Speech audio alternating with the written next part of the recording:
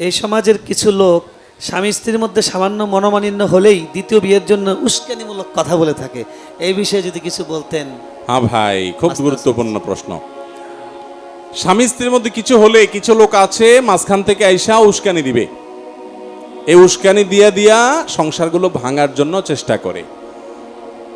কিছু লোক আছে নিজেদেরকে নারীদের পক্ষের, নারীদের হিতাকাঙ্ক্ষী এরকম প্রমাণ করার চেষ্টা করে। কিছু হলেই ফুসলাবে, মহিলারে ফুসলাবে, আরে রাখ, নিজের পায়ে নিজে দাঁড়া। স্বামীরে ফুসলাবে, আরে একটা গেলে 10টা আসবে। এইরকম উস্কানি দেওয়া মানুষগুলোকে আমি বলি মানুষরূপী শয়তান, মানুষরূপী ইবলিস। ইবলিস তার উপরে ভর করেছে, বা এটা ইবলিস মানুষের রূপ ধরে এসেছে। অন্তত ইবলিসীয় কর্ম এটা, যে দাম্পত্য জীবনে ফাটল সৃষ্টি করার জন্য উদ্যোগ গ্রহণ করে। মহিলাকে এসে বলবে, ভাবি আপনার ভাগ্যটা আসলে খারাপ ভাবি, আল্লাহ আপনারা যে চেহারা দিছে, যে সৌন্দর্য দিছে ভাবি, আপনার রাজপুত্রের মতো ছেলে পাওয়ার কথা। আহা, ভাবি তখন ফুলে ফেটে চিন্তা করে, হায় হায়, ঠিকই তো একটা অমানুষ আমার নসিবে পড়লো। এই তাদের মধ্যে একটা দূরত্ব তৈরি হয়ে যায়। আবার ছেলেকে দেখা গেল কেউ বলল যে ভাই আপনার মতো এরকম রাজপুত্রের মতো চেহারা, মাশাআল্লাহ, কোনটা আপনার নাই, কিন্তু ভাবি আসলে আপনার কেয়ার করে না। হা ভাইরা আমার, এই জন্য নবী করিম সাল্লাল্লাহু আলাইহি সাল্লাম বলেছেন যে মহিলাদের যে গুণ বৈশিষ্ট্য, কোন পুরুষ যেন তার বউয়ের গুণ বৈশিষ্ট্য এগুলো অন্য পুরুষের কাছে গাল গল্প না দিয়ে বেড়ায়। অনেক পুরুষ আছে এমন ভাবে গল্প দেয় বউয়ের ব্যাপারে, মনে হয় যে সে সুখের মহাসমুদ্রে আছে, আসলে বাসায় সারাদিন চুলাচুলি হয়। বুঝেন নাই কথা? বেকুব পুরুষ যারা, তারা এটা শুনে এবার নিজের বউর ব্যাপারে মন খারাপ করে, হায় হায়, তাহলে আমারটা কি? এর বউ বলে এত তরকারি রাঁধতে পারে, এত আইটেমে ফিটা বানাতে পারে, হান করতে পারে, তান করতে পারে, আমারটা আর কি জানে? খবরদার, এগুলো সব ইবলিস করে থাকে। আল্লাহ রাব্বুল আলামিন আপনাকে যে স্ত্রী দিয়েছেন, যে স্বামী দিয়েছেন, তার মধ্যে ভালো গুণ খোঁজার চেষ্টা করবেন। মনে রাখবেন, পৃথিবীর প্রত্যেকটা মানুষ ইউনিক, প্রত্যেকটা মানুষের মধ্যে ইউনিকনেস আছে, পৃথক কিছু বৈশিষ্ট্য আছে যেগুলো অন্যের মধ্যে নাই। অতএব আপনার স্ত্রী আপনার চরিত্র হেফাজতে সহযোগিতা করে, শুধু এই একটি কারণে আপনি স্ত্রীর কাছে শুকরগুজার থাকা উচিত। ঠিক একইভাবে একজন স্ত্রী তার স্বামীর শুকরগুজার থাকা উচিত। যারা এই একে অন্যের বিরুদ্ধে ক্ষিপ্ত করে দেয়, উস্কে দেয়, এগুলোকে কানে নেওয়া উচিত না, সিরিয়াসের সাথে ভাবা উচিত। কত সংসার ভেঙে খান খান করে দিছে, এবার মহিলা রাস্তা রাস্তা ঘুরছে, অথবা তালাক দিয়ে পুরুষটা দেখা গেল রাস্তা রাস্তা ঘুরছে। বেশিরভাগ তালাক দেওয়া মানুষগুলো, আমার ব্যক্তিগত ক্ষুদ্র অবজারভেশন, যে মনে করে বিয়ে যতদিন থাকে ততদিন মনে করেন একটা অমানুষের সাথে আছে, আমি এর সাথে পৃথক হয়ে গেলে এর থেকে মনে হয় আমি সুখ শান্তি পাবো। একটা পর্যায়ে অনেক দিন পরে এসে মাসালাটা জিজ্ঞাসা করতে আসে, হুজুর আমাদের একসাথে হওয়ার কোনো সুযোগ আছে কিনা। ম্যাক্সিমাম মানুষ এক সময় পরে বুঝতে পারে যে তার দোষগুলো দেখছি, অনেক গুণ ছিল যেগুলো আমি দেখি নাই, তখন মিশতে চায়। আর তালাক দেওয়ার সময় এমন তালাক দেয়, বউরে দেয়, বোর 14 গোষ্ঠী সহ দেয়। 3 তালাক দেয় না, বলে 3000 তালাক, আরো কি বায়ন তালাক, সালন তরকার, সিম তালাক, বিভিন্ন তালাক দেয়। তো এই সমস্ত তালাক দেওয়ার ক্ষেত্রে সুন্নাহ ফলো না করার কারণে আর নেয়ার সুযোগও অনেক সময় থাকে না। আল্লাহ আমাদেরকে হেদায়েত দান করুন। জি, গোসলখানায় বালতির উপর অজু করলে অজুর ওই পানিটুকু ওয়াশরুমে ফেলে দিলে কোনো গুনাহ হবে কি? কোনো অসুবিধা নাই। অজুর ব্যবহৃত পানি বালতিতে রইল, সেগুলো আপনি টয়লেটে ফেলে দিলেন, কোনো অসুবিধা নেই, অথবা টয়লেট কমন পরিষ্কারে দিলেন, কোনো অসুবিধা হবে না, এতে কোনো গুনাহ হবে না। জি। বিভিন্ন জায়গায় বিভিন্ন মসজিদে আজান দেয়, এখন যে কোনো প্রথম আজান শেষ করে নামাজে দাঁড়ালাম, পরে অন্য মসজিদে আজান দিল, সেক্ষেত্রে নামাজ হবে কিনা? কোনো অসুবিধা নাই, ওয়াক্ত হয়ে গেছে, আজান হয়ে গেছে, আপনি জামাত শুরু করবেন, এরপর অন্য জায়গায় যদি আজানও হয় তাতে কোনো অসুবিধা নাই, আপনার নামাজের কোনো অসুবিধা হবে না। আর বাংলাদেশে এক এক মসজিদে এক এক সময় আজান দেয়, যদিও একটা টাইমে যদি বা কাছাকাছি টাইমে যদি আজান দেওয়া হতো সেটা ভালো হতো, কিন্তু পৃথক পৃথক টাইমে আজান হয়, তাতেও সুবিধা আছে যে এক জায়গা মিস হলে আরেক জায়গায় জামাত পাওয়া যায়। জি হুজুর, আমার প্রশ্ন হলো, আমার একটা নীল পাঞ্জাবি আছে, আমি প্রতি জুমায় পাঞ্জাবিটা পরে সালাত আদায় করি এবং আল্লাহর রহমতে প্রচুর দাওয়াতও পাই, তাহলে এই পাঞ্জাবিটা কি দাওয়াত পাওয়ার একটা উসিলা হিসেবে ধরা যাবে কি না? এটা হলো ওই যে আপনার ঠাডায় বক পড়ে আর ফকিরের কারামতি জায়ের হয়, এটা বলতে পারেন আর কি। আপনি দাওয়াত পান, এখন পাঞ্জাবির বরকত খুঁজতেছেন। তো এগুলো নিছক আমাদের মনের ওয়াসওয়াসা। অনেক সময় আমাদের এগুলো মনে হয় যে এই কারণে বোধহয় এটা হচ্ছে, ওই কারণে বোধহয় এটা হচ্ছে, এরকম কিছুই না, হয়তো কাকতালীয়। আপনি যেদিন যেদিন দাওয়াত পান ওই দিন হয়তো আপনার এই পাঞ্জাবি পরা থাকে। কই, আমরা তো নীল পাঞ্জাবি পরি না, আমরা তো প্রতিদিনই দাওয়াত খাই। যদি দাওয়াত খাওয়ার জন্য নীল পাঞ্জাবির কোনো ভূমিকা থাকতো তো সাদা পাঞ্জাবি পরে তো দাওয়াতই পাইতাম না আমরা। ঠিক। অতএব এটা সঠিক কোনো বিষয় না। জি। জাযাকুমুল্লাহ। এখনকার বেশিরভাগ মসজিদে সম্মানীয় হুজুররা শুধুমাত্র স্বামীর প্রতি স্ত্রীর দায়িত্ব কর্তব্য পালনের কথা উল্লেখ করেন, কিন্তু স্ত্রীর প্রতি স্বামীর দায়িত্ব ও কর্তব্য পালনের কথা উল্লেখ করেন না, এবং বাবা মার প্রতি সন্তানদের দায়িত্ব কর্তব্যের কথা বলেন। পক্ষান্তরে উল্টারা সন্তানের প্রতি বাবা মার করণীয় সেটা নিয়ে কথা বলেন না। এ ব্যাপারে এই অবস্থা থেকে বের হওয়ার উপায় কি? এটা তো সঠিক যে আমরা অনেক সময় এক পেশে কথা বলে ফেলি, আল্লাহ আমাদেরকে মাফ করুক, সেটা হওয়া উচিত নয়। কিন্তু আবার এটাও সঠিক যে প্রশ্নকর্তা তিনি হয়তো মহিলা। যদি মহিলা হয়ে থাকেন তাহলে আমি তাকে প্রশ্ন করব পাল্টা যে আপনার দরকার কোনটা? স্বামীর অধিকার জানা না স্ত্রীর অধিকার জানা? কোনটা দরকার? একজন মহিলার জন্য কোনটা জানা দরকার? স্বামীর হক জানা দরকার। কারণ স্বামীর হক যদি কোনোটা আদায় না হয় তাহলে আল্লাহর কাছে ধরা খাইতে হবে। আপনার হক এটা জানা দরকার আপনার স্বামীর, এটা তো আপনার জানা দরকার না, বা এটা জানার পরে আগ্রহ থাকার দরকার না। কারণ আপনার হক যদি আপনার স্বামী আদায় না করে তাতে আপনার লস নাই, তার লস, সে আল্লাহর কাছে ধরা খাবে। ঠিক না ঠিক?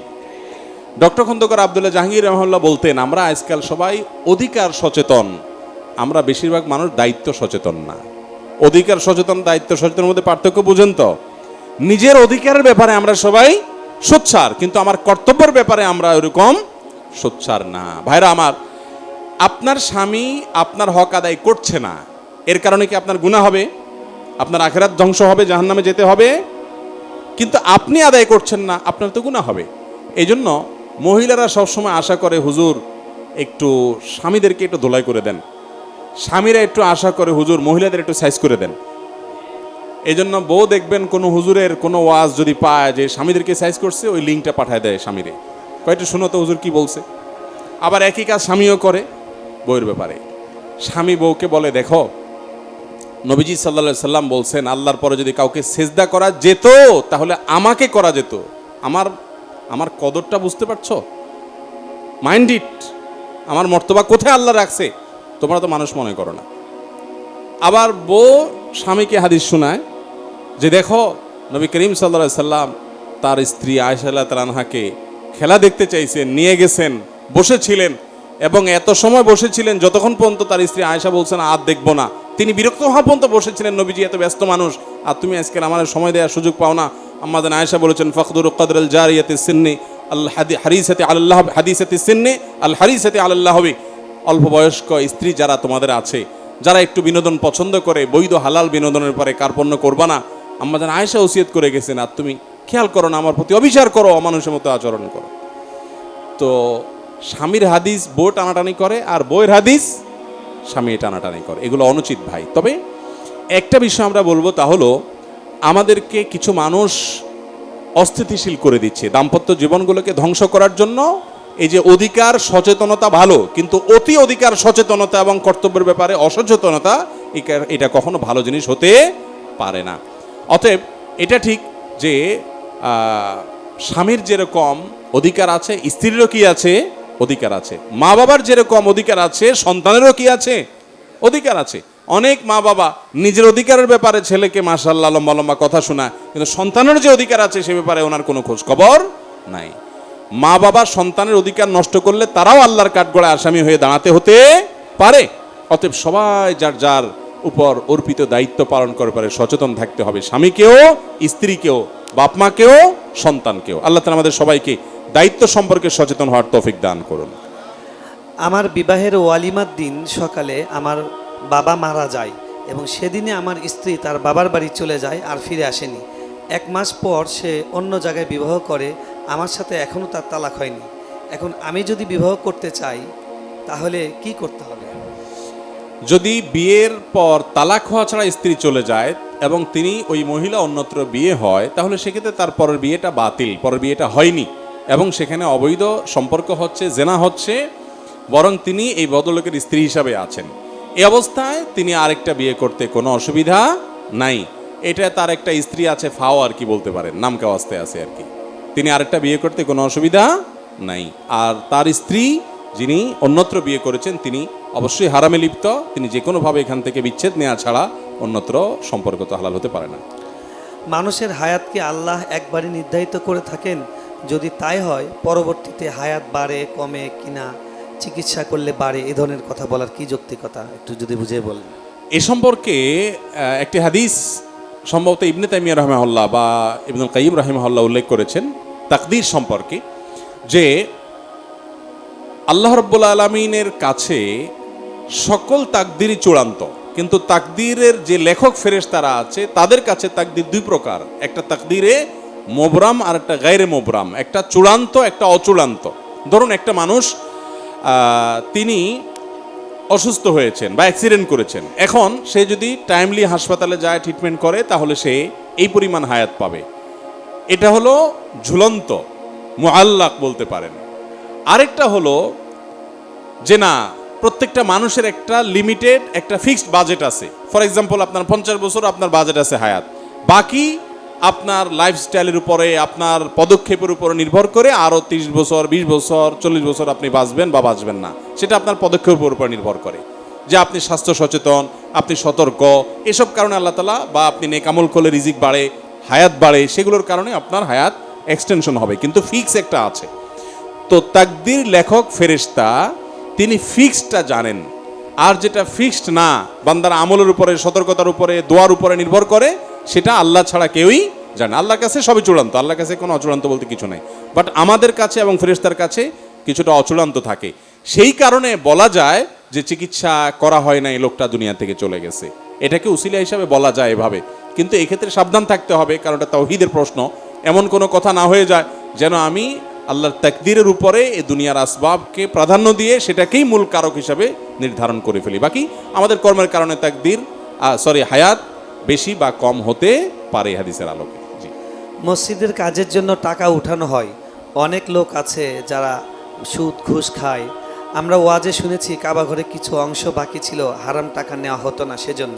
তাহলে মসজিদের জন্য টাকা উঠানোর সময় কেন বলে না যাদের হারাম ইনকাম তাদের টাকা নেওয়া হবে না?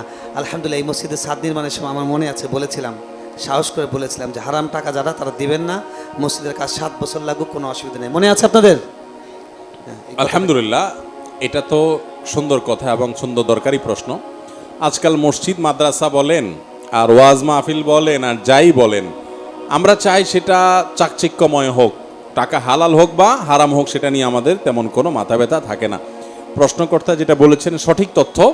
আপনারা যারা মক্কা গিয়েছেন তারা দেখেছেন, যারা অনলাইনে বা ভিডিওতে দেখেছেন তারাও জানেন যে কালো গিলাফে মোড়ানো কাবা ঘর বাইতুল্লাহ, এই মসজিদ, এটার এক পাশে বুক পরিমাণ ওয়াল উঁচু করে রাউন্ড করা আছে। এটা মূলত কাবার ভেতরের অংশ ছিল। নবী করিম সাল্লাল্লাহু আলাইহি সাল্লামের দাদা আব্দুল মুত্তালিবের আমলে যখন কাবা পুনর্নির্মাণ সংস্কার করার উদ্যোগ নেওয়া হয়, তখন তারা মুশরিক ছিলেন মক্কার মানুষেরা, কিন্তু তাদের মধ্যে হালাল হারামের চেতনা ছিল।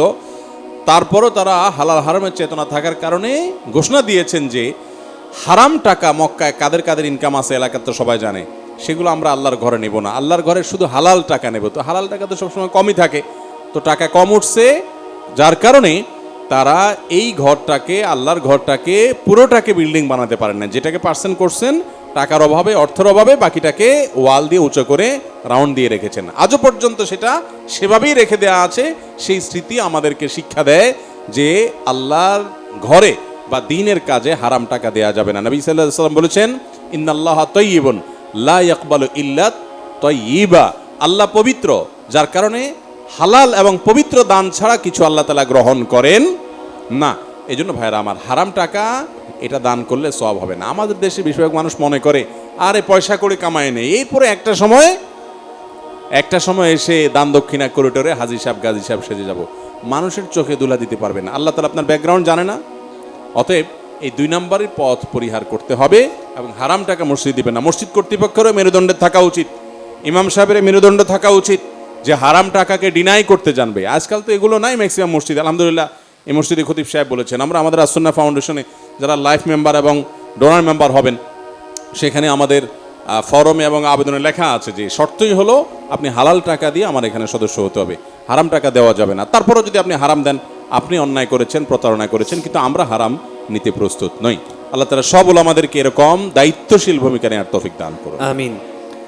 রাফি দত্তপাড়া রসুলবাগ থেকে, ছেলেদের জন্য লাল কাপড় এবং হলুদ কাপড় পরা নাকি হারাম, এটা কি কারণে জানতে চাই শাইখ?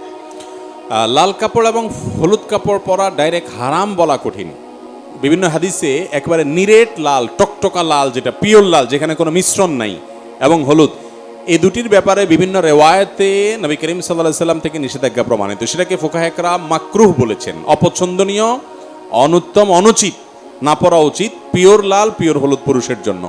এখন আপনি যদি বলেন যে এটা কি জন্য নিষেধ করা হয়েছে, আমি বলবো এটা মহিলাদের জন্য রিজার্ভ। এই কালার কাদের জন্য রিজার্ভ? অন্যান্য কালার আপনিও পড়তে পারেন, মহিলারাও পড়তে পারে, আর মহিলারা এই কালার তাদের জন্য স্পেশাল। দিন বা ইসলাম বলে মহিলাদেরকে খাটো করছে কিছু খাটো বুদ্ধির মানুষরা বলে। আপনি দেখেন পোশাক আশাকের ক্ষেত্রে মহিলা যেই কালারের ইচ্ছা সেই কালারে পড়তে পারবে, পুরুষ পারবে না, রেস্ট্রিকশন আছে। রেশম বলেন, সিল্ক বলেন, মহিলা পড়তে পারবে, পুরুষ পড়তে পারবে না, রেস্ট্রিকশন আছে। স্বর্ণ মহিলা পড়তে পারবে, আর পুরুষে বলা আছে তুমি শুধু চায়া চায়া দেখবা চান্দু, তুমি পড়তে পারবা না, তুমি শুধু চায়া চায়া পকেটের টাকা দিয়ে কিনা দিবা, পড়বে উনি দূর থেকে বা কাছে থেকে চায়া চায়া চায়া শুধু দেখবা, বাস, খবরদার, পড়ার সুযোগ নেই। এরপরে বলে মহিলাদের ছোট করছে বলেন। জি। একজন নারী তার স্বামীর শরীয়তসম্মত 95% কথা মেনে চলে না, কিন্তু ইসলামী সংগঠনের সাথে জড়িত, সব সময় সংগঠনের কাজে সময় দেয়, 5 ওয়াক্ত নামাজ ঠিক মতো আদায় করে না, বেশিরভাগ সময় নামাজ কাজা হয়, স্বামীকে না বলে যখন তখন বাইরে যায়, মোবাইল নিয়ে সবসময় ব্যস্ত থাকে, তাকওয়া পর্দা দুটোই কম। মোট কথা স্বামী তার উপর অখুশি থাকে। কোরআন হাদিসের দৃষ্টিকোণে বুঝিয়ে বলতেন। দেখুন ভাই, দিন কিন্তু মানুষের নিজের প্রবৃত্তির অনুসরণ করার নাম না। আমার একটা কিছু ভালো লাগলো আর করতে থাকলাম মন মতো, খেয়াল খুশি মতো, না, সেটা না। আবার স্বামী যে প্রশ্ন করছেন, এই স্বামী যে বউকে আটকানোর জন্য তার উপরে কোনো কারণে নাখোশ আছেন, কোনো গন্ডগোল ফাসাদ আছে, সেটার জন্য বানায় আজ আমার এখানে প্রশ্ন আনছেন যাতে করে আমারে দিয়ে। আমি তো বলি এই প্রশ্নগুলো বেশিরভাগ প্রশ্ন না, এগুলো সব আলপিন। আলপিন বুঝেন আপনারা? মনে করেন ওনার সাথে ওনার গন্ডগোল আছে এক মাস আলানিয়া, তো উনি একটা প্রশ্ন ধরা দিছে, একটা আলপিন দিল আরে আমার হাতে, যে হুজুর ওনারা একটা গুতা দেন এটা দিয়া। এটা উত্তর তো না, এটা হলো আলপিনের কি গুতা। বইয়ে প্রশ্ন নিয়ে আসে যে হুজুর আমার স্বামীর সাথে আমার একটু কামড়ি আছে, আপনি একটু দিলাম প্রশ্ন, একটু গোষ্ঠী উদ্ধার করে দেন। এই জন্য আমি বলি এই সমস্ত বিষয়গুলোর উত্তর আমরা কমন কথা দেই, কিন্তু ইন্ডিভিজুয়াল কেস স্টাডি করা ছাড়া, জানা ছাড়া, দুই পক্ষের কথা শোনা ছাড়া আমরা ডিসিশন দিতে পারবো না, সেক্ষেত্রে ভুল হবে। তো মহিলা হোক আর পুরুষ হোক, যেই হোক, দিনের কাজ করতে গেলে, দাওয়াতের কাজ করতে গেলে, অনেকে আছে মহিলা তবলিগের কাজ করে, তবলিগে যায়, স্বামীর খোঁজ খবর নেয়, জিজ্ঞেসও করে না, পোলাপানের খোঁজ খবর না, সংসারের পরে উদাসীন না, এটা না জায়েজ।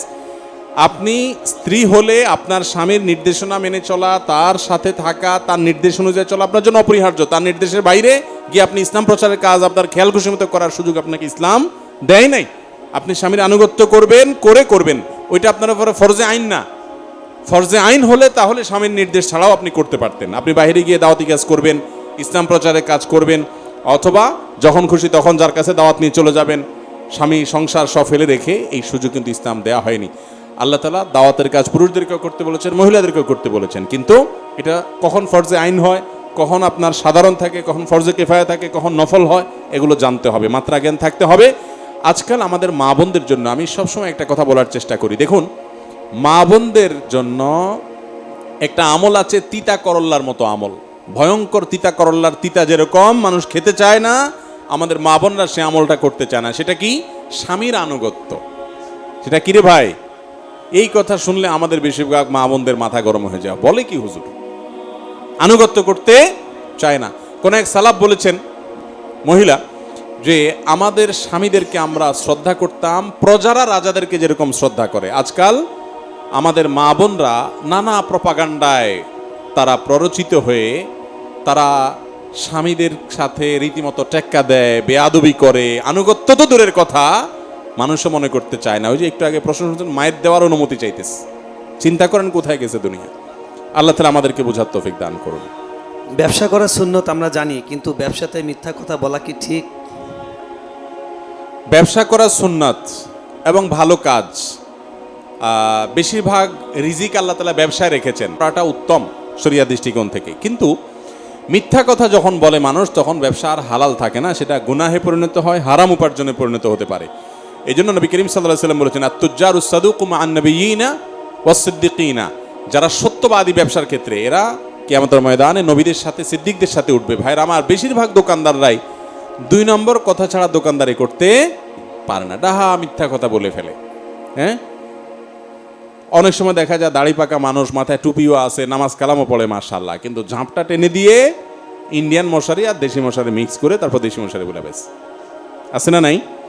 বিভিন্ন সেক্টরে আছে। মনে রাখবেন, সত্য কথা বলে ব্যবসা করলে কেনা বেচা একটু কম হবে, লাভ একটু কম হবে, বিনিময়ে আপনি জান্নাত পাবেন ইনশাআল্লাহ।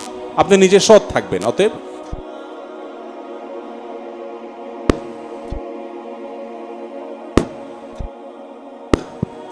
স্বপ্নে বাবা মাকে দেখলে কি ফজিলত হয়? ব্যাখ্যা চাই। প্রফেসর মোহাম্মদ হারুনুর রশিদ, আমাদের সম্মানিত সভাপতি, তিনি প্রশ্নটা করেছেন। বাবা মা বা অন্য কাউকে আমরা স্বপ্নে যদি দেখি, বিশেষ করে তারা মৃত্যুবরণ করেছেন এরকম যদি হয়, তাহলে এটা নির্ভর করে কোন অবস্থায় দেখেছি। বাবা মাকে স্বপ্নে দেখলে কি হয়? যদি তারা মৃত্যুবরণ করে থাকেন আর তাদেরকে আপনি স্বপ্নে দেখেন হাসি খুশি ভালো কিছু, তাহলে আপনি সুধারণা করতে পারেন আল্লাহ তাদেরকে ভালো রেখেছেন, সুখে রেখেছেন, আল্লাহ শুকর আদায় করবেন এবং শেষে তাদের জন্য আরও নেক আমল পাঠাবেন, সওয়াব পাঠাবেন, দোয়া করবেন, ইস্তেগফার করবেন, দান সাদেকা করবেন তাদের তরফ থেকে। আর যদি আপনি তাদেরকে এমন কোনো পরিস্থিতি দেখেন যেটা দেখে আপনার মনে হচ্ছে তারা কষ্টে আছেন, আপনার কাছে পেরেশান লাগে, তাহলে সেক্ষেত্রে তাদের জন্য আল্লাহর কাছে দোয়া করবেন, ইস্তেগফার করবেন, দান সাদেকা করবেন, বেশি বেশি করে চোখের পানি ফেলবেন, আল্লাহর কাছে মাপ চাইবেন তাদের হয়ে। এটা নির্ভর করে যে কী অবস্থা দেখেছেন সেটার উপরে। আমরা অনেকে মনে করি মা বাপকে স্বপ্নে দেখছেন মারা গেছে, তাহলে এখন চোখ বন্ধ করে এতজন মানুষ খাওয়াইতে হবে, এরকম কোনো ফিক্সড কিছু শরীয়ত ঠিক করে দেয় নেই। আপনি তাদের তরফ থেকে সবসময় করবেন। স্বপ্নে দেখলে, বিশেষ করে খারাপ বা কষ্টে আছে বলে মনে হলে, তখন আপনি তাদের তরফ থেকে আরও বেশি দান সাদেকা, দোয়া দরুদ ইত্যাদি করবেন। এছাড়া জীবিত মা বাপকে দেখলে বিশেষ কিছু হয় আমার জানা নাই। স্বপ্নের ব্যাখ্যা এটা গুরুত্বপূর্ণ বিদ্যা ইসলামের। আফসোসের বিষয় যে এটা নিয়ে চর্চা নাই। এখন স্বপ্নের ব্যাখ্যা বিশেষজ্ঞ পাওয়া যায় না, একসময় পাওয়া যেত। এ নিয়ে ওলামাদের মধ্যে জানাশোনা, চর্চা আরও বাড়া উচিত এবং স্বপ্নের ব্যাখ্যা দেওয়ার মতো লোক থাকা উচিত। আমি নিজেও স্বপ্নের ব্যাখ্যা সম্পর্কে খুব বেশি জানি না। জি, প্রশ্নটা যাক, অনেক লোক আছে সুদ খায়, মানুষের হক মেরে খায়, ও নিজের বউকে ধরে মারে, আবার মসজিদের কমিটির পদে আছে, এগুলো কি ঠিক?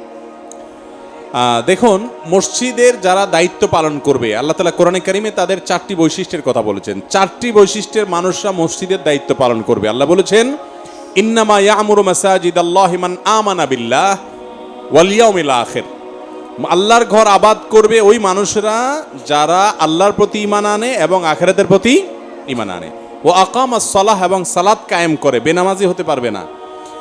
এবং ও আতাজ যাকাহ, যাকাত আদায় করে, যাকাত আদায় করে যদি যাকাত দেওয়ার মতো থাকে। ওয়ালাম ইয়াখশা ইল্লাল্লাহ, আল্লাহ ছাড়া আর কাউকে পরোয়া করে না। আমি মিরপুর মণিপুরে এক মসজিদে অনেক বছর ছিলাম। আমার মসজিদের যিনি সেক্রেটারি সাহেব ছিলেন, অনেক আগে দুনিয়া থেকে চলে গেছেন, আল্লাহ বেচারাকে মাফ করে দিন। আমার নিয়োগের পর বলল, হুজুর, আমার ডাকে বললেন, হুজুর, আমি সাধারণ মানুষ, কোরআন হাদিস সম্পর্কে জানি না, এই মিম্বরে বসে কোরআন হাদিসের কথা আপনি বলবেন, আপনার বলার ক্ষেত্রে কেউ বাধা দিলে আমি বেঁচে থাকতে আমি বাধা দিব তার। আপনি কোরআন হাদিসের অনুযায়ী, আপনি যদি কোরআন হাদিসের বাইরে কথা বলেন তাহলে আপনাকে আমি বাধা দিব। এই চুক্তি আজকে আপনার সাথে আমার হয়ে যাক। আমি কোরআন হাদিস বুঝি না, কিন্তু অন্য ওলামারা যদি বলে যে না আপনাদের হুজুর কোরআন হাদিসের বাইরে বলে, আমার যেটা স্যাটিসফ্যাকশন করতে পারে, আমি কিন্তু আপনারে বাধা দিব। কিন্তু আপনি যতক্ষণ বলবেন সত্য কথা, কেউ বাধা দিতে পারবে না। আল্লাহর বান্দা যতদিন বেঁচে ছিলেন আমি খোলা গলায় মন খুলে কথা বলেছি, আলহামদুলিল্লাহ। তো এরকম মসজিদের দায়িত্বশীল আল্লাহর রহমতে অনেকেই আছেন। আমাদের আলী হাসান তৈয়ব ভাই মসজিদ দীর্ঘদিন থেকে আছেন, নিশ্চয়ই কর্তৃপক্ষের সহযোগিতা আছে, আরও অনেক মসজিদে আছে। সব মসজিদ কর্তৃপক্ষ যে আপনার খারাপ সেটা তো ভুল। আবার এটাও ঠিক যে মসজিদের আপনার দায়িত্বশীলদের মধ্যে অনেকে আছে এই 4 যোগ্যতা নাই: আল্লাহর প্রতি ঈমান, আখিরাতের প্রতি ঈমান, 5 ওয়াক্ত সালাত আদায় করা, যাকাত দেওয়া এবং আল্লাহ ছাড়া কাউকে আর পরোয়া না করা। মসজিদে কথা হবে আল্লাহর দিকে তাকায়, আর কারোর দিকে তাকায় না। মাশাআল্লাহ, আয়াত এখানে লেখাই আছে, যে আয়াত আমি বলছি। 4 গুণ বিশিষ্ট মানুষরা আল্লাহর ঘরের দায়িত্ব পালন করবে। আল্লাহ তাআলা আমাদের আল্লাহর ঘরের দায়িত্ব পালনকারী ভাইদেরকে এই গুণগুলো অর্জন করার তৌফিক দান করুন। আমিন। একজন জানতে চেয়েছেন, মিনহা খলাকনাকুম, এটা কি সত্যি লাশ দাফনের দোয়া? লাশ দাফনের বা মুর্দাকে কবরে রাখার দোয়া কি? আমাদের দেশে প্রসিদ্ধ আছে মিনহা খালাকনাকুম ওয়া ফিহা নুঈদুকুম ওয়া মিনহা নুখরিজুকুম তারাতান উখরা। এটা লাশ দাফনের দোয়া হিসাবে যে বর্ণাগুলোতে এসেছে সেই বর্ণাগুলো একটাও বিশুদ্ধতার মানদণ্ডে উত্তীর্ণ নয়, সেগুলোর সনদের অবস্থা খুবই ভয়াবহ।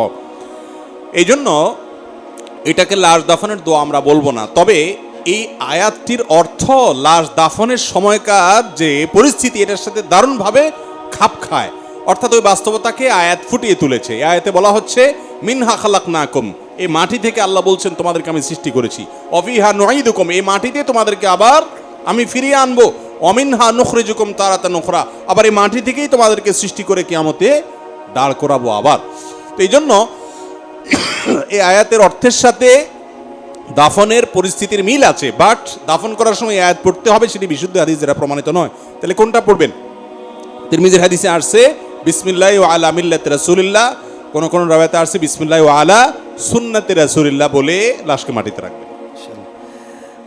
11:30 প্রায় বেঁচে গেছে, আর মনে এটা লাস্ট প্রশ্ন নিয়ে নিই। আমার সমস্যা না, আমি ফজর বন্ধ চালাতে পারবো। আপনারা কি আমাদের বাচ্চাদের কিছু পুরস্কারের ব্যাপারে একটু আছে, ওদেরকেও একটু পুরস্কার দেওয়াটা দরকার, কি বলেন? হ্যাঁ, আমরা একটা সংক্ষেপে দেই, বলেন সংক্ষেপে দেই। সংক্ষেপে, বেতের নামাজের উত্তম পন্থা কোনটি? অনেকগুলো পদ্ধতির মধ্যে কোনটা উত্তম? বিতরের সালাত, এটার অনেকগুলো পদ্ধতি আছে, হাদিস দ্বারা প্রমাণিত সবগুলো পদ্ধতি পড়া যেতে পারে, একাধিক পদ্ধতি রয়েছে। আমরা এটা নিয়ে অনেক বাড়াবাড়ি করি এবং একটাকে শুদ্ধ করে বাকি হাদিস থেকে প্রমাণিত হলেও সেগুলো বিরোধিতা করি, এটা অনুচিত একেবারে। হাদিস দ্বারা যতক্ষণ পর্যন্ত প্রমাণিত হবে ততক্ষণ পর্যন্ত আমরা বিতর পড়তে পারি ইনশাআল্লাহ। সব মহিলাদের নিয়ে প্রশ্ন, স্বামী স্ত্রীর অভিযোগ, স্বামীর অবাধ্য, নামাজ পড়ে না, রোজা রাখে না, বেপরদায় চলাফেরা করে, মুখে মুখে তর্ক করে, এই অবস্থায় স্বামীর কি করণীয়? এই বিষয়ে আমাদের মনে হয় আগের প্রশ্নের উত্তরে চলে গেছে কথা, নতুন করে মনে রিপিট না করলেও চলে। জি, জানতে চেয়েছেন যে পাত্রী দেখতে গেলে তো তখন পাত্রীর চেহারা, হাত দেখতে হয়, কথা বলতে হয়, তাহলে তখন তো বিয়ে হওয়ার আগ পর্যন্ত উনি গায়রে মাহরাম, এক্ষেত্রে গুনাহ হবে কিনা, ছেলের এবং মেয়ের গুনাহ হবে কিনা? বিয়ের জন্য পাত্রপাত্রী একে অন্যকে দেখতে পারে। নবী করিম সাল্লাল্লাহু আলাইহি সাল্লাম একজন বিয়ে করতে চাইছেন, তাকে বলেছেন ফানজুর ইলাইহা, তুমি তাকে দেখে নাও। দেখে নিলে দুইটা লাভ, এক হলো কোনো দোষ ত্রুটি থাকলে তুমি সেটা আগে ভাগে সিদ্ধান্ত নিতে সুবিধা হবে, দ্বিতীয়ত হলো বিয়ের আগে দেখে নিলে তাদের মধ্যে পারস্পরিক ভালোবাসা বৃদ্ধি হয়। এই জন্য দেখে নেওয়া এটা জায়েজ আছে, বরং সুন্নাহ। তো এমনিতে তো দেখা জায়েজ নাই, কিন্তু কোনো মেয়েকে যখন বিয়ের সিদ্ধান্ত নিবেন, কোনো মেয়ে কোনো ছেলেকে বিয়ের সিদ্ধান্ত নিবে, তখন বিয়ের ব্যাপারে প্রাইমারি কথাবার্তা শেষ, এখন শুধু দেখা দেখির পর্যায়ে পছন্দ হলে করবে, তাহলে সেক্ষেত্রে একে অন্যকে দেখাতে কোনো অসুবিধা নাই। কিন্তু তাই বলে এই না যে পাত্রীকে পাত্রের 14 গোষ্ঠী পুরুষরা সবাই দেখবে, সেটা কিন্তু জায়েজ না। অনেক সময় দেখা যায় যে পাত্রীকে দেখার জন্য পাত্রের মামা, পাত্রের খালু, পাত্রের চাচা, পাত্রের দুলাভাই, পাত্রের বড় ভাই, দুনিয়ার সব মানুষ এসে বাজারে গরু ছাগলের মতো করে ওই পাত্রীকে দেখে আয়োজন করে। এটা নাজায়েজ কাজ এবং গুনাহের কাজ। বিয়ে করবে যে দেখবে কে? সে। এমনকি পাত্রের বাপও দেখতে পারবে না বিয়ের আগে। এখন মুশকিল আজকাল এটা বাপেরে বললে বলবে বাবারে বিয়ের আগে এই ঠেলা, বিয়ে করলে জানে কি করবে, এগুলা মূর্খতা এবং অজ্ঞানতা। বিয়ের পরে শ্বশুর হিসাবে দেখা দিতে পারবে, কিন্তু বিয়ের আগ পর্যন্ত শুধু পাত্র দেখবে ছেলে হিসাবে, আর পাত্রপক্ষের মেয়েরা দেখবে, পাত্রে অন্য কেউ দেখবে না। আবার দেখবে এর মানে এই না যে দেখতেই থাকবে দেখতেই থাকবে। অনেকে আছে বিয়ের আগে দিনকে দিন, মাসকে মাস পর্যন্ত যোগাযোগ, আসা বসা, উঠা, আড্ডা মারা, দিনকে দিন, এগুলো জায়েজ নাই। দেখার একটা আনুষ্ঠানিকতা থাকবে, সীমাবদ্ধতা থাকবে, শরিয়ার গণ্ডির মধ্যে থেকে দেখেই থাকবেন বছরকে বছর ধরে, এরপরে বলবেন এবার বিয়ে শাদী যাবো, এই 2 নম্বরই জায়েজ হবে না। কিছু মেয়ের পরিবার বিয়ের সময় দেনমোহর করতে হবে, শর্ত দেয় 5 লাখ টাকা বা 2 লাখ টাকা, না হলে মেয়েকে বিয়ে দিবে না। ইসলাম কি বলে? মোহর যত কম হয় সে বিয়ে তত কল্যাণকর হয়। ইন্না আযামান নিকাহি বারাকাতান আইসারুহা মাউনাতান, যে বিয়েতে খরচ যত কম, মোহর যত কম, সেটা তত কল্যাণকর হয়। কিন্তু একটা মেয়ের মর্যাদা অনুযায়ী তাকে দেওয়ার সামর্থ্য ছেলে পক্ষ থাকলে সেটা দিতে আবার কার্পণ্য করা উচিত না। নবী করিম সাল্লাল্লাহু আলাইহি সাল্লামের যুগে মোহরের যে ফিগার ছিল, তখন মানুষের গড় আয় ইত্যাদি কি ছিল, সেই তুলনায় কম ছিল না একেবারে। অতএব মেয়েদেরকে যেন তেন ভাবে মোহর দেওয়ার চেষ্টা যেরকম ভুল, এর চেয়ে বড় ভুল হলো আমাদের সমাজে মোহরটা এটা একটা শো আপের ব্যাপার হয়ে গেছে। এখন 10 লাখ 20 লাখ 30 লাখ নামকে অস্তে, আবার অনেকে এটাকে জাস্ট বিয়ে টিকায় রাখার জন্য একটা গ্যারান্টি হিসাবে ধরে রাখছে। আরে ভাই বেশি মোহর কেন ধরে, যাতে তালাক দিতে না পারে। যে তালাক দিবে সে বুঝে এদিকে তাকায় থাকবে।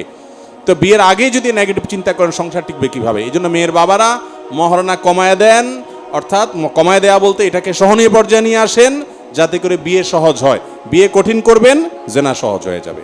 জি, এই প্রশ্নটা কয়েকজন করেছেন। আরও একটা চিরকুট এসছে, সৌদি সরকার মহিলাদের হজ উমরার জন্য মাহরাম ছাড়াই অনুমতি প্রদান করেছে।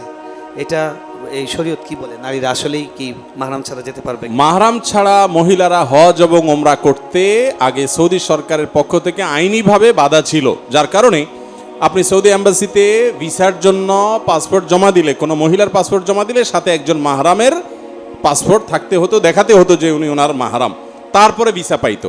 এখন সৌদি সরকার এই শর্ত তুলে দিয়েছে। আমি বলি, সৌদি সরকারের যদি ফিনান্সিয়াল কোনো টার্গেট থাকে যে আমার বেশি বেশি হাজি আসলে ডলার বেশি আসবে দেশে, তাদের সে উদ্দেশ্য যদি থাকে, তারা সেই কারণে তাদের আইন পরিবর্তন করতে পারে, কিংবা তাদের কোনো কারণে দৃষ্টিভঙ্গি চেঞ্জ করতে পারে, বৈশ্বিক কোনো পলিটিক্সের কারণে তারা তাদের দৃষ্টিভঙ্গি চেঞ্জ করতে পারে। কিন্তু শরীয়তের বিধান এটা সৌদি সরকার কেন, পৃথিবীর কোনো সরকারের ডিসিশনে চেঞ্জ হবে। খোদ সৌদি আরবের ওলামায়ে কেরামই এটাকে জায়েজ বলেন না, এবং সারা বিশ্বের বেশিরভাগ ওলামায়ে কেরাম এটাকে জায়েজ বলেন না। নবী করিম সাল্লাল্লাহু আলাইহি সাল্লাম বলেছেন, লা তুসাফিল মারআতু ইল্লা মা আদি মাহরামিন, কোন মহিলা মাহরাম ছাড়া সফর করবে না। এই হাদিস শোনার পর এক সাহাবী বলেন, ইয়া রাসূলুল্লাহ, আমি তো আপনার সঙ্গে জিহাদে যাওয়ার জন্য নাম লেখাইছি। নবী সাল্লাল্লাহু আলাইহি সাল্লাম বলেছেন, তোমার জিহাদে যাওয়া লাগবে না। ও, তিনি বলেছেন নাম লেখাইছি জিহাদের জন্য, এদিকে আমার স্ত্রী হজ করতে গেছে। নবী সাল্লাল্লাহু আলাইহি সাল্লাম বলেছেন, তুমি স্ত্রীর সাথে হজে যাও, তোমার জিহাদে যেতে হবে না। তার মানে কি, মাহরাম ছাড়া মহিলারা সফর করবে না। এখন আপনি বলবেন মহিলাদের উপরে সব বাইন্ডিংস। আরে ভাই, আমি সবসময় বলার চেষ্টা করি, মহিলাদেরকে আল্লাহ তাআলা কি সম্মান দিয়েছেন, যে পুরুষ তুমি হজে যাইতে চাও চলে যাও, তুমি বিপদে পড়ো না, অ্যাক্সিডেন্ট করো না, ঠ্যাং ভাঙে, তোমারটা তুমি বুঝে পড়াও।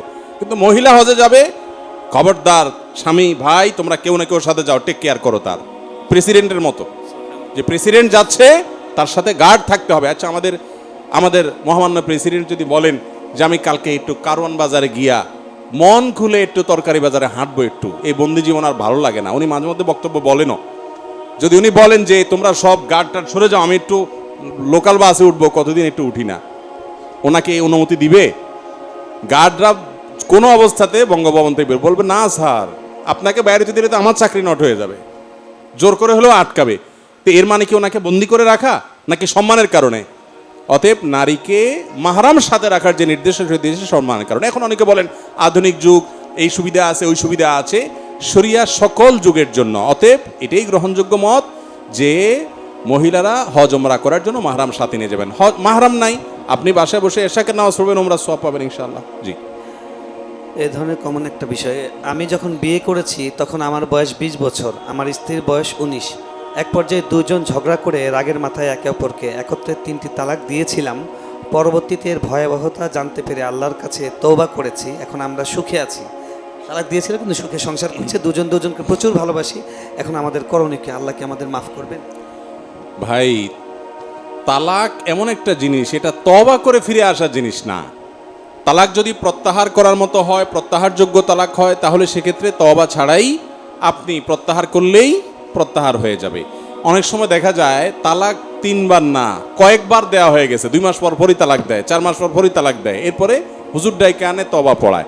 দুনিয়ার সমস্ত হুজুর একসাথ হইয়া মক্কার হারামের ইমাম সাহেব আইসাও যদি তওবা পড়ায়, তো এই তালাক যদি একবার হয়ে যায় এবং 3 তালাক যদি হয়ে যায়, তাহলে সেক্ষেত্রে সেই বিয়েকে নতুন করে জোড়া লাগানোর সুযোগ থাকবে না। এটা খুব ভয়ঙ্কর একটা ব্যাপার ভাই। এজন্য আল্লাহর ওয়াস্তে তালাক দিতে চাইলে ঠান্ডা মাথায় চিন্তা ভাবনা করে, ওলামাদের সাথে পরামর্শ করে, তারপরে সুচিন্তিতভাবে তালাকের ডিসিশন নেবেন। দেখেন, কেন হায়েজ অবস্থায় তালাক দেয়া নিষেধ? হায়েজ থেকে পাক হবে, সেই পবিত্রতার পর শারীরিক সম্পর্ক হবে না, তার আগে তালাক দিতে হবে। তার মানে কি, শারীরিক চাহিদা থাকবে, এরপরও তালাক দেওয়ার ডিসিশন নিলে বুঝতে হবে এটা বুঝে শুনে তারপর সে ডিসিশন নিয়েছে। এই জন্য শরীয়ত তালাক যাতে সুচিন্তিত হয় তার জন্য অনেকগুলো পদক্ষেপ নিয়েছে। বারবার তালাক দিয়েছেন, 3 তালাক হয়ে গেছে, যতই ভালোবাসেন আর একত্রে বসবাস করতে পারবেন না। তারপরও তালাকের মাসালা এভাবে সংক্ষিপ্ত ভার্সনে প্রশ্ন উত্তরে কখনো করবেন না। এটার জন্য ফতোয়া বিভাগে যাবেন, ওলামাদের কাছে যাবেন, দীর্ঘ বিস্তারিত বিবরণ জানিয়ে তারপর উত্তর নেবেন। জি, অনেকগুলো প্রশ্ন করেছেন ইসলামী আন্দোলন নিয়ে, একটা দিচ্ছি, এটাই শেষ প্রশ্ন। ইসলামী আন্দোলন করা কি ফরজ? ইসলামী আন্দোলন করা বলতে যদি বুঝান আপনি যে ইসলামের জন্য কাজ করা, কল্যাণ করা, তো এটা তো অবশ্যই করা একটা জরুরি কাজ। সাধ্য অনুযায়ী আমর বিল মারুফ নাহিল মুনকার করতে হবে কি হবে না? সৎ কাজের আদেশ অসৎ কাজের বাধা প্রদান করতে হবে না? এবং সৎ কাজের আদেশ করে মানুষকে নেকির পথে আনার জন্য সর্বাত্মক চেষ্টা থাকতে হবে, এবং অন্যায় কাজ থেকে বাধা প্রদান করার মানসিকতা থাকতে হবে। এটা প্রত্যেকটা মুসলমানের জন্যই সাধ্য অনুযায়ী কখনো ফরজে আইন হয়, কখনো ফরজে কেফায়া হয়, কখনো নফল হয়, এটা অবস্থা ভেদে চেঞ্জ হয়।